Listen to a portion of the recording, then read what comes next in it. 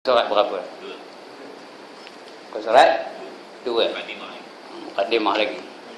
Okey. Saya ada bawa kitab tu sampai tak boleh ambil. Kalau rasa rugi benar tak payah ambil. Tahu kan? Ya? Rasa rugi aja lah. Ngambil duit di kitab tu. Mau ke surat 2.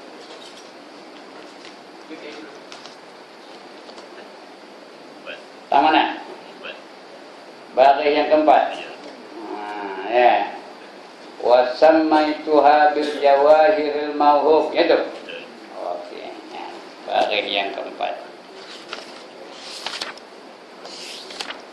Kalau ruminya muka surat berapa? Surat 2 juga. Okey. Saya suka baca yang rumi ni. Pasal saya tak berhati baca Jawi.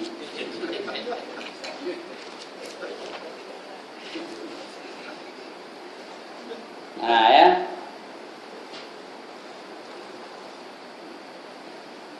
Wa sammaituha bil jawahiril mahub wa munabbihatil qulub, dan ku namakan dia dengan al jawharul mahub.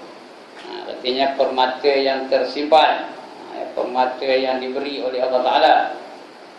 Al mubat wa munabbihatil qulub, dan segala hati yang lalai, untuk ubat bagi hati-hati yang lalai. Itu namanya Al-Jawharul Mahub. Kalau tanya orang apa kitab baca malam tadi, apa jawab? Jawharul Mahub. Jangan lain pula bunyinya. Kadang tanya apa baca kitab malam, tak, Johar. Al-Jawharul Mahub wa munabbihatil qulub, itu namanya Al-Jawharul Mahub wa munabbihatil qulub.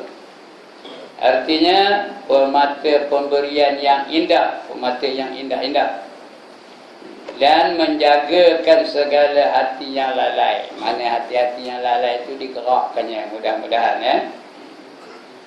Aku hantarkan dia hal keadaan harapku.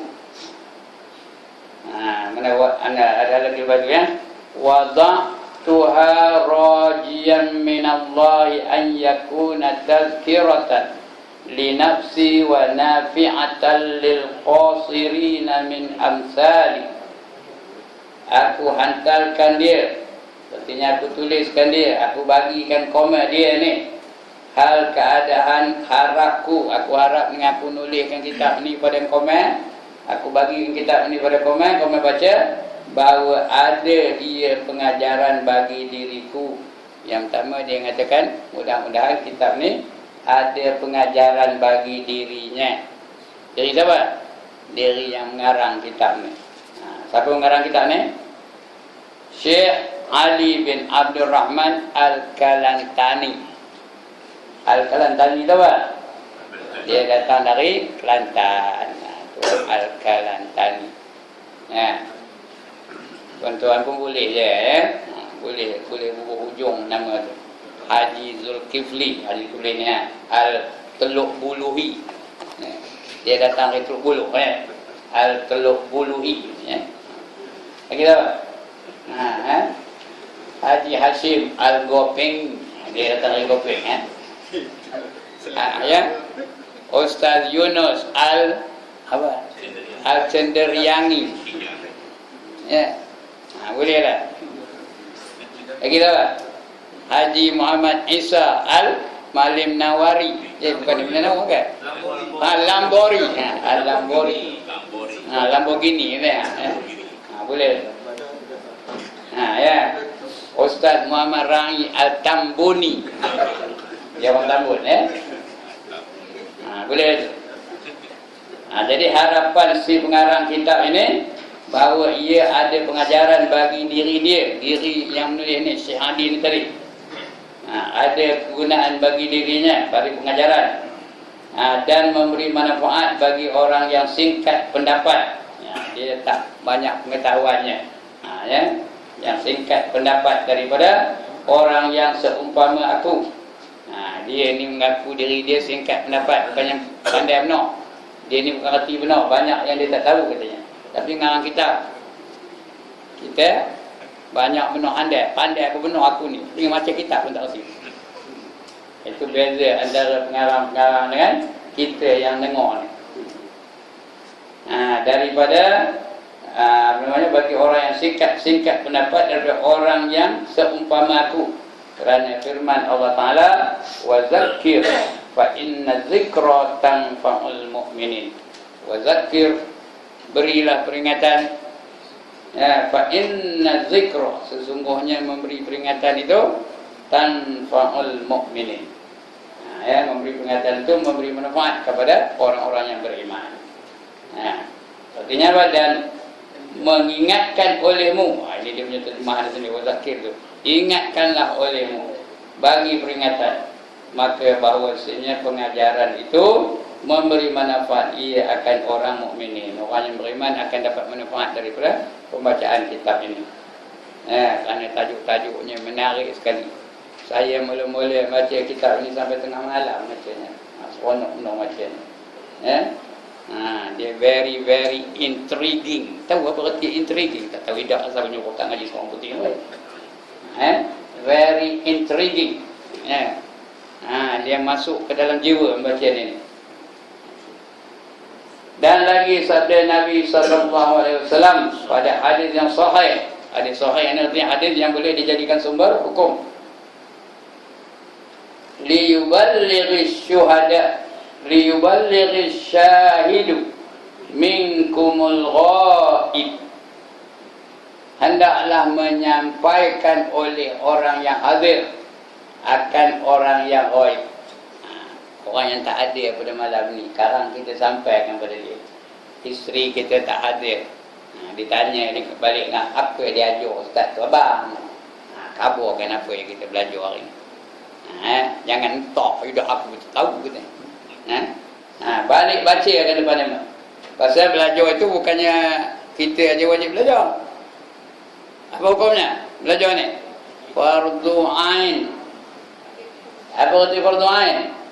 Wajib atas tiap-tiap individu.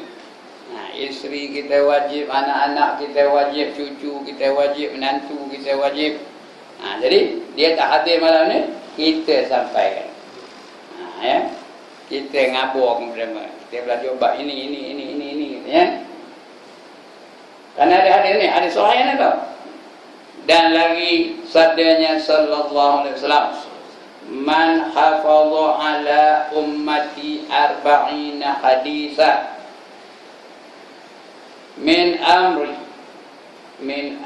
diniha ba'asahu Allah ta'ala yaumal qiyamah fi zumratil fuqaha'i wal ulama. Barang siapa memeliharakan atas umatku, memeliharakan atas umatku akan 40 hadis daripada pekerjaan agamanya, dibangkit akan dia Allah Ta'ala pada hari kiamat di dalam perhimpunan fuqaha dan ulama. Siapa memelihara 40 hadis tentang agama, tak kira, nanti dia akan dibangkitkan di kalangan fuqaha. Apa arti fuqaha? Ahli-ahli fiqh. Kumpulan ahli-ahli fiqh. Itu namanya fuqaha. Kalau seorang fuqaha, kalau anak faqih, faqaf ya ha faqih. Itu kalau seorang. Kalau ramai fuqaha, begitu juga ulama. Ulama tu ramai ke seorang? Ramai. Kalau seorang apa namanya? Alim.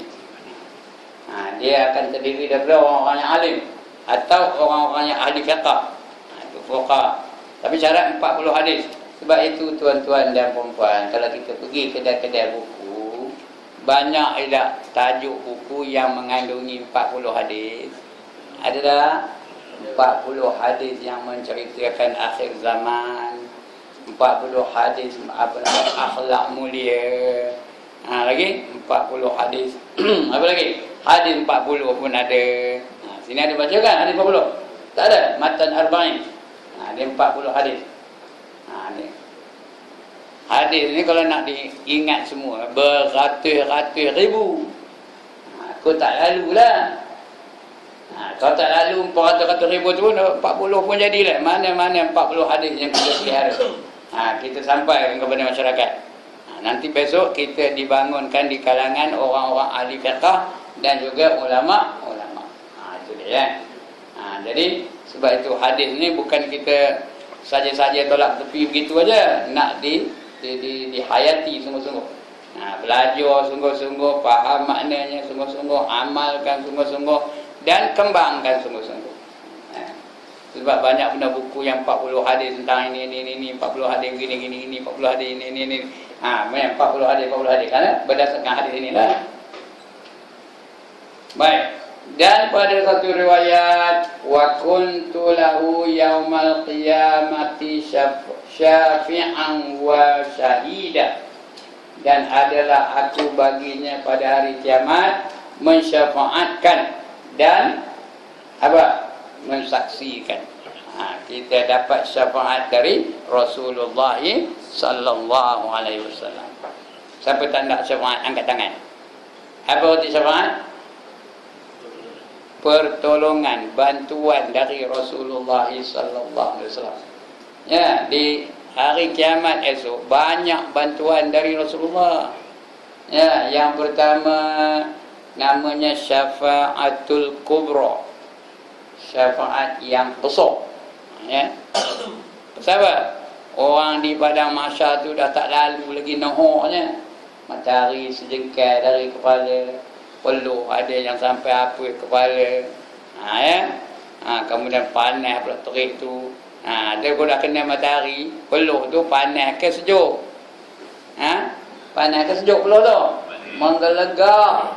Itu di padang mahsyar. Maka sudah tak tahan lagi.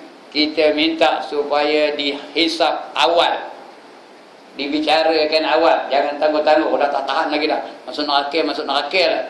Seolah-olah masuk neraka itu lebih ringan daripada yang dialaminya ketika itu. Jadi jumpa dengan Nabi. Mula-mula jumpa Nabi Adam. Tolonglah Nabi Adam, kata. Minta kepada Allah supaya kami ni segera dihisap. Apa jawab Nabi Adam? Apa jawabnya? Nafsi, nafsi. Komen, aku. Artinya dia tak boleh nak tolong kan. Pasal apa? Pasal dia malu nak jumpa dengan Allah. Ngapa malu? Pasal dia makan buah-buahan yang dilarang. Tak boleh makan, dimakan juga. Wala taqraba hadhihi syajarata fatakuna minaz zalimin. Wala taqraba hadhihi syajarah fatakuna minaz zalimin. Jangan kamu hampir dengan ini pokok. Nanti kamu berdua jadi golongan orang yang zalim. Tapi iblis kacau mereka. Datang iblis katakan, kau tahu tak apa nama pokok ni? Kata Nabi Adam, tak, mana aku tahu, katanya. Inilah dia pokok khuldi, katanya. Pokok khuldi. Apa kata khuldi? Pokok kekal. Kalau kau nak kekal dalam syurga ni, kau kena makan buahnya. Sebab buah tu bagi buah khuldi, buah yang kekal. Mula-mula dia jumpa Adam. Datang Adam, baling dia dengan batu, lari iblis tu, jumpa pula dengan Hawa. Hawa di pojok Hawa. Hawa, kamu tahu tak nama pokok ni? Tak, kata Hawa. Mana ayah tahu, katanya. Inilah dia pokok khuldi. Kalau kamu makan pokok ini, buah khuldi ni, kamu akan kekal dalam syurga. Kalau tidak, kamu akan keluar dari syurga. Iya ke? Kata iblis. Jadi Hawa pun terus mencapai buah tu nak makan. Nanti kata iblis. Kalau kamu makan sekarang ni, kamu seorang aja tinggal dalam syurga. Kamu kena ajaklah abang kamu tu makan sekali, biar dua-dua kamu tinggal dalam syurga kekal abadi selama-lamanya. Apa kata Hawa? Kalau begitu ayah kena ajaklah abang Adam makan dia. Lah kata iblis. Lah tahu ke lah katanya. Ya, nantilah nak balik ayah ni. Bila balik aja dah, Hawa pun mulalah mujuk. Abang Adam.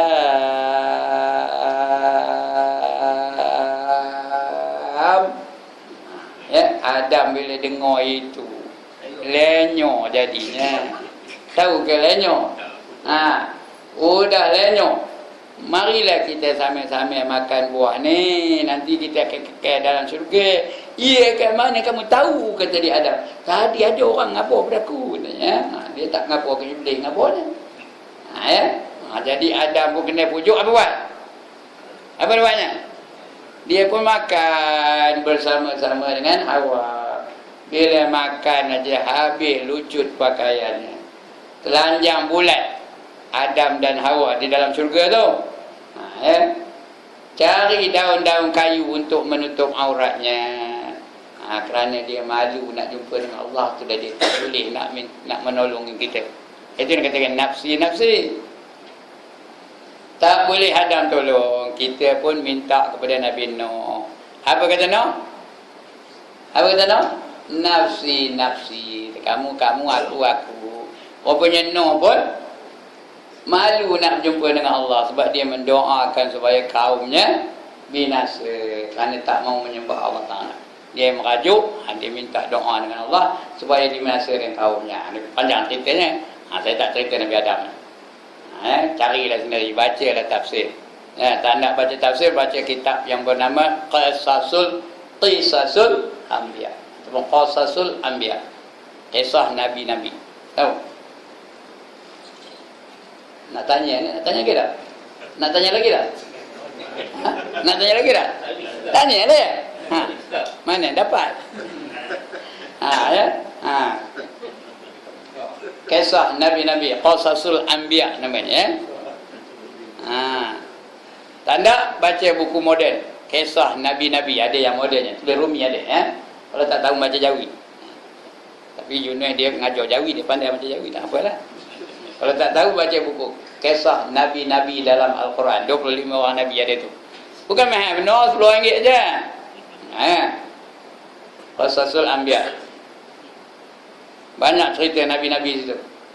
Kemudian minta pula pada Nabi Ibrahim. Apa kata Nabi Ibrahim? Macam tadi juga, apa katanya? Nafsi. Kerana dia juga malu nak berjumpa dengan Allah. Kerana dia buat satu kaedah penafian seolah-olah dia nipu. Padahal dia tak ada nipu. Bila ditanya siapa yang memecahkan patung-patung ini, kata Namrud bertanya kepada Nabi Ibrahim, kamu tanyalah patung yang besar itu. Dia menganggap seolah-olah dia ngapakan patung besar tu, dia mecahkannya. Dia tanya begitu, seolah-olah macam itulah ada teknik dia, seolah-olah dia menipu. Padahal dia tak ada nipu. Nabi mana boleh nipu? Mustahil Nabi itu berdusta. Seolah itu dia menuduh yang patung yang besar itu memecahkan berhala-berhala yang ada di kuil Namrud. Kata dia Namrud, mana dia lalu bangkit? Mana dia lalu berjalan? Takkanlah dia mecahkan, dia berjalan pun tak lalu, bergerak pun tak lalu, macam mana dia nak mecahkan? Jawab Nabi Ibrahim, kalau kamu tahu dia apa tak lalu, yang kamu nyembah dia ngapa? Terduduk Namrud, tak boleh jawab. Tapi dia raja, berkuasa. Dia ada kata pemutus. Kalau dia kata salah, apa? Salah lah. Kalau dia kata tak salah, tak salah lah. Itu dia Namrud. Dia raja, dia berkuasa. Macam hakim juga lah di Malaysia. Kalau kata salah macam? Salah lah. Itu yang masuk. Berapa tahun? 5 tahun. Walaupun dia mungkin telah, kita tak tahu dia salah tidaknya. Tapi kalau dihujah betul-betul, boleh jadi salah, boleh jadi tak salah. Tapi kerana dia ada kata mutul, dia kata salah, salah. Itu yang apa? Itu Namrud. Maka dibakar Nabi Ibrahim hidup-hidup. Dibakar hidup-hidup. Diintu api sebesar apa tu? Lepas tu dicampakkan Nabi Ibrahim ke dalam api. Tapi Allah lebih berkuasa dari Namrud. Apa jadinya? Diperintah oleh Allah api itu jadi sejuk. Qulna, berkata kami, ya nar, wahai api, kuni bardan wa salaman ala Ibrahim. Wahai api, Qulna, berkata kami, ya nar, wahai api, kuni bardan, jadikan untuk aku kamu tu sejuk. Wa salaman ala Ibrahim, dan selamatkan ke atas Nabi aku yang bernama Ibrahim. Ya, sejuk api tu. Ya, macam duduk bawah ekor je Nabi Ibrahim, nyongin aja dia. Comot kedak baju. Sampai habis api tu dia mengingat udah rentung dah Nabi Ibrahim. Tengok-tengok tengah nyongin aja.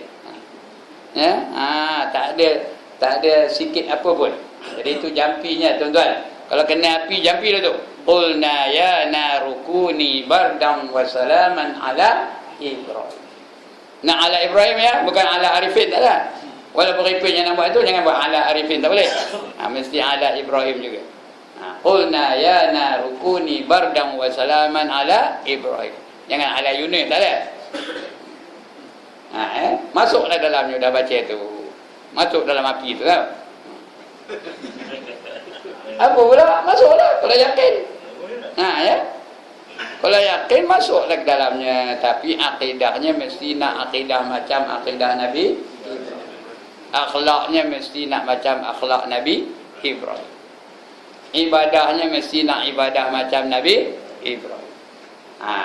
Kalau tidak, masuknya orang, keluarnya arang.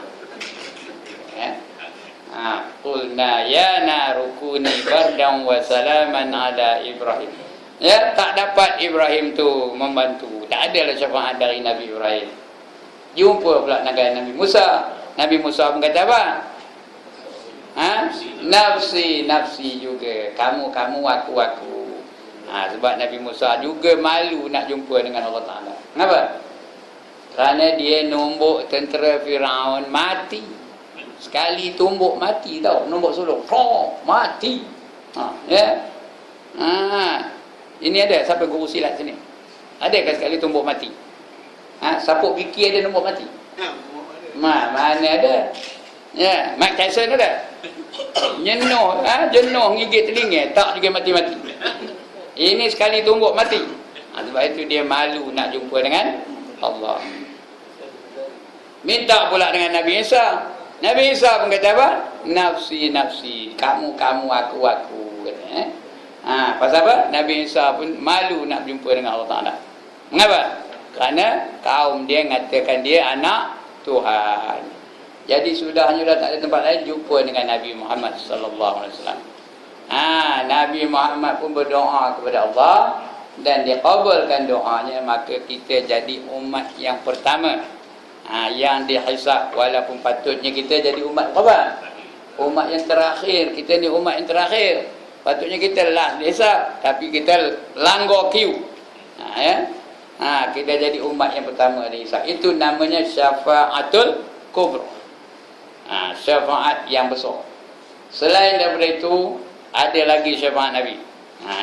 Bukan itu aja, itu mula-mula yang besar sekali. Di bawah itu ada lain pula. Dimasukkan ke dalam syurga tanpa hisab. Ada orang-orang yang masuk syurga tanpa hisab dengan pertolongan Nabi. 7 golongan masuk syurga tanpa hisab.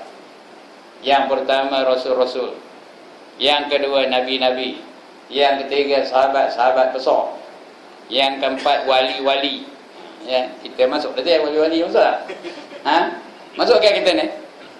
Saya dah jadi wali 2 kali dah. Right? Dah jadi wali. Udah kata dah wali lah. Yunus udah jadi wali. Tapi wali itu tak pakai Yunus. Itu wali nikah. Yang pakai wali apa? Wali Allah. Seperti Syekh Qadir Jailani, seperti Umar Ibn Khattab, seperti Imam Syafi'i, Imam Hanafi, Imam Hambali, Imam Maliki. Macam itu wali-wali Allah tu. Seperti Syekh Ramli, seperti apa? Syekhul Islam, seperti Ibrahim apa? Ibrahim Ista. Ibrahim apa? Ibrahim bin Adham.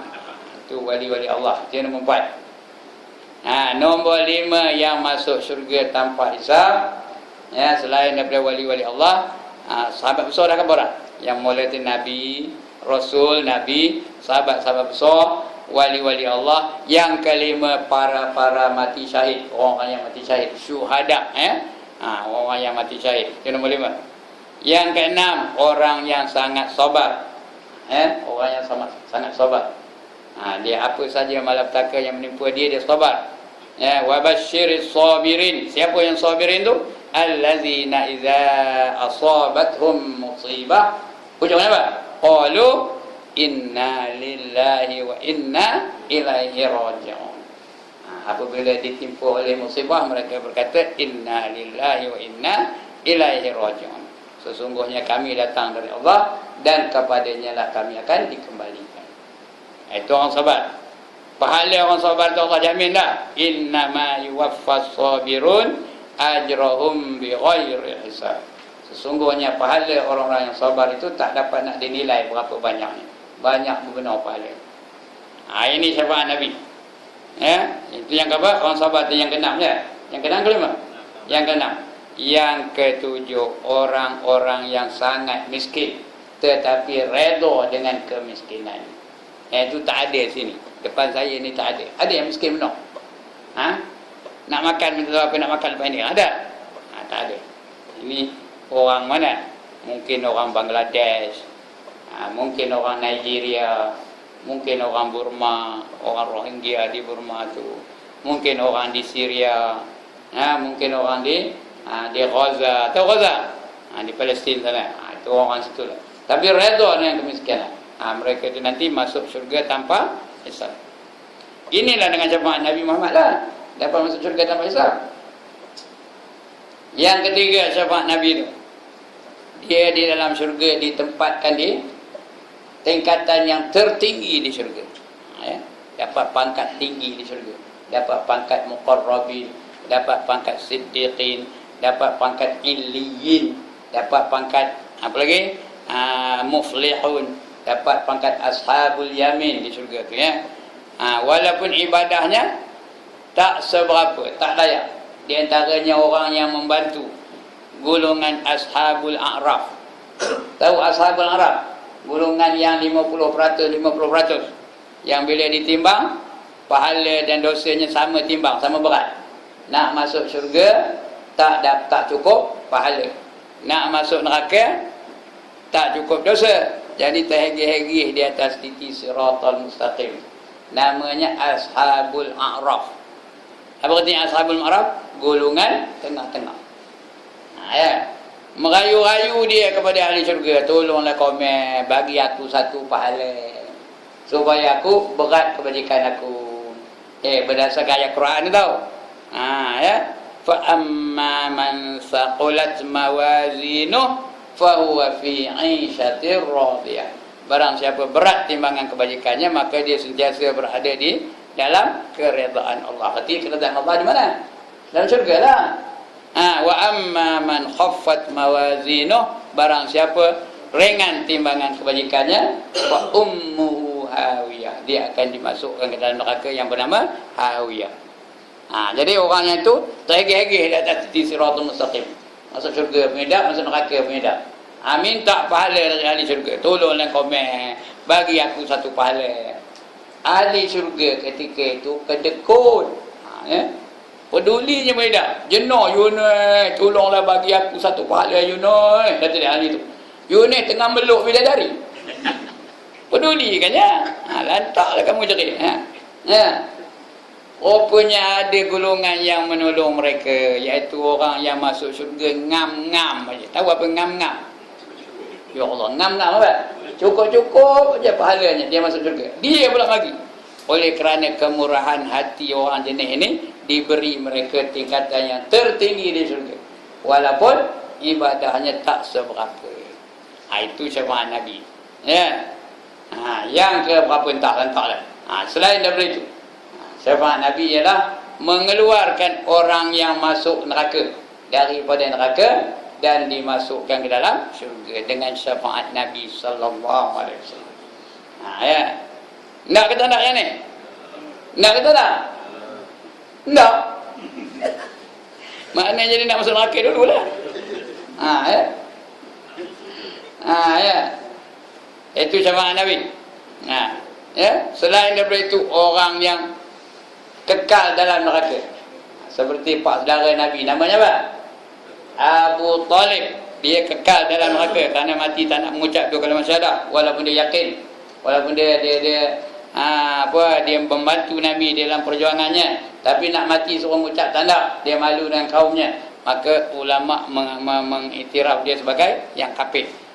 Dia manusia yang kafir. Masuk neraka kekal abadi selama-lamanya. Tetapi Allah ringankan siksanya. Allah ringankan siksanya dibanding dengan yang lain-lain tu. Tapi ringan pun bukannya macam duduk batu putih ni ya. Siksa juga tapi ringan.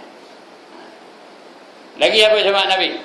Seperti yang apa? Abu Lahab pun ringan siksanya. Tiap hari Isnin dia ringan siksanya. Kenapa tiap hari Isnin ringan siksanya? Kerana dia gembira benar dengan kelahiran anak saudaranya. Siapa? Anak saudara Abu Lahab siapa? Nabi Muhammad sallallahu alaihi wasallam. Punya gembira tahu. 9 ekor unta disembelihnya.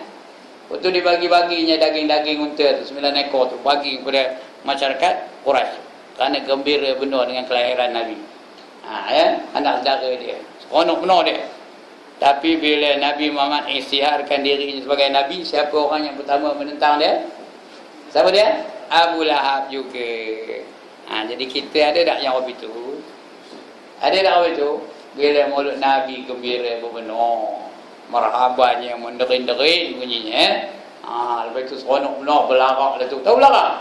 Sallallahu ala Muhammad sallallahu alaihi wasallam. Apa ngapai tangan apa ni?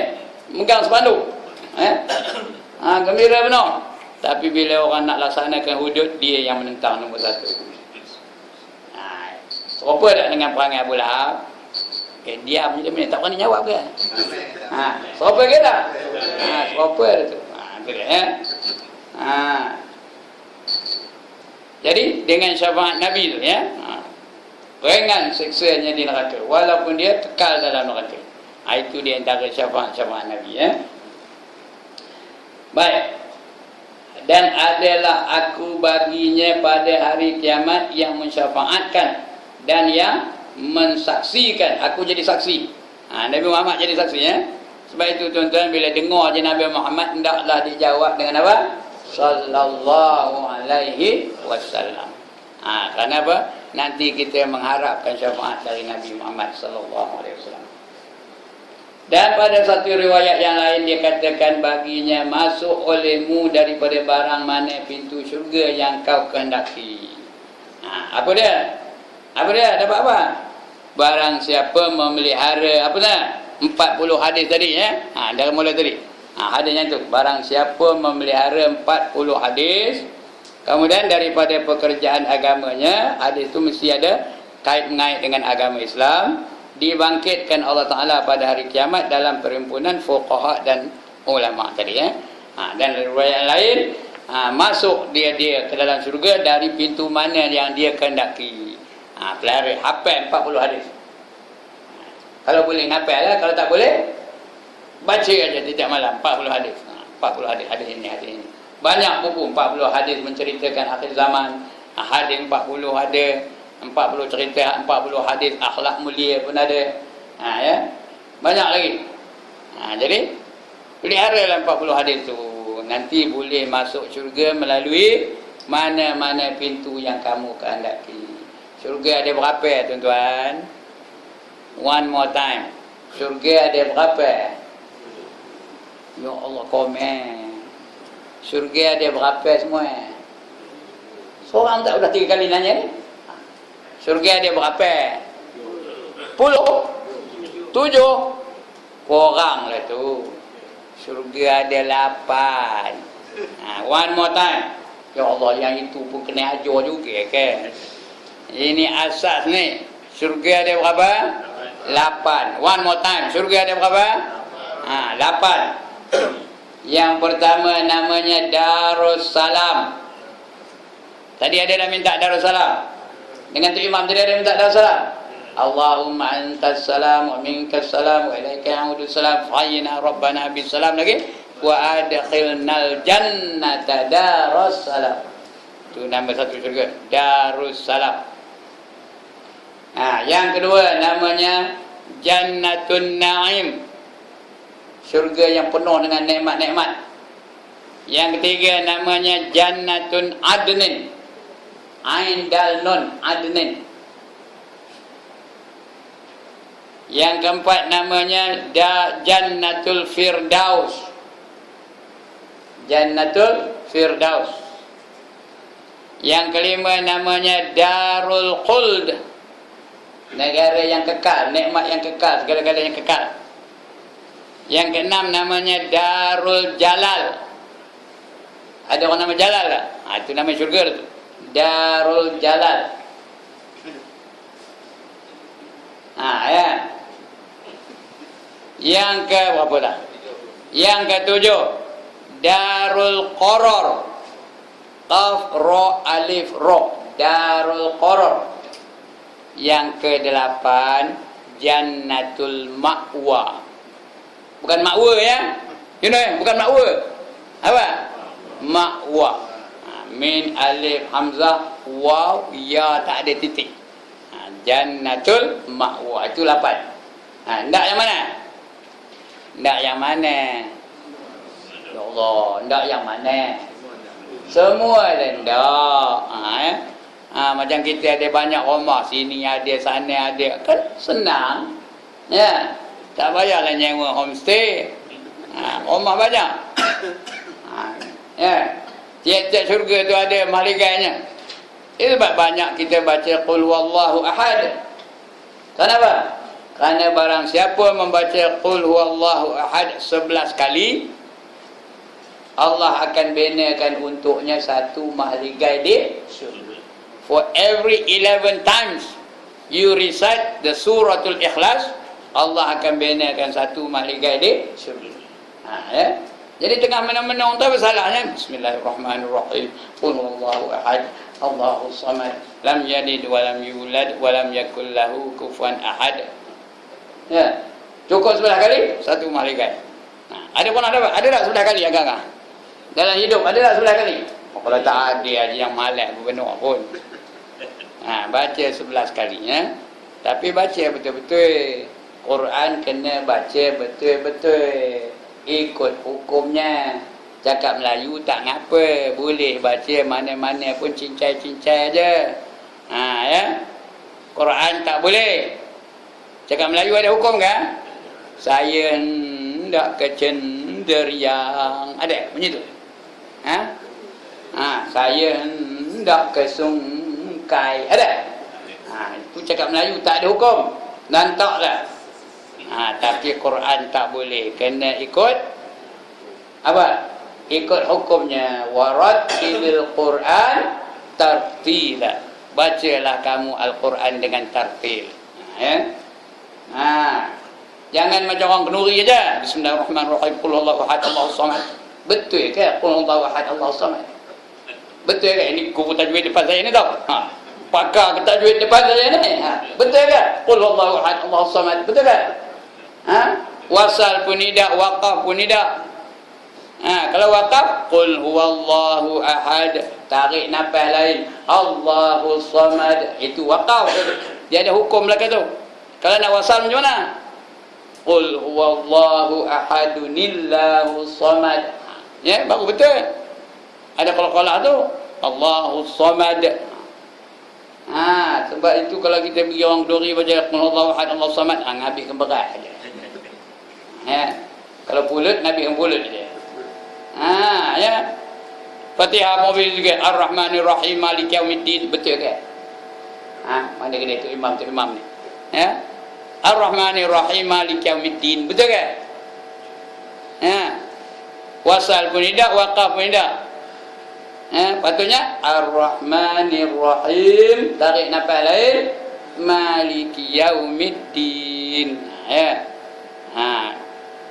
Saya tak nak memanjangkan fasahah ni kerana pakarnya dia kan payah juga ya. Jadi nak mengingatkan diri kita semua, baca Quran mesti ikut tartilnya, ikut hukumnya. Tak boleh cincai-cincai aja. Jangan lesor-lesor aja baca. Bismillahirrahmanirrahim. Ya. Kadang-kadang azan tu Allahu Akbar, Allahu Akbar. Benar ya. Quran kena baca betul-betul tau.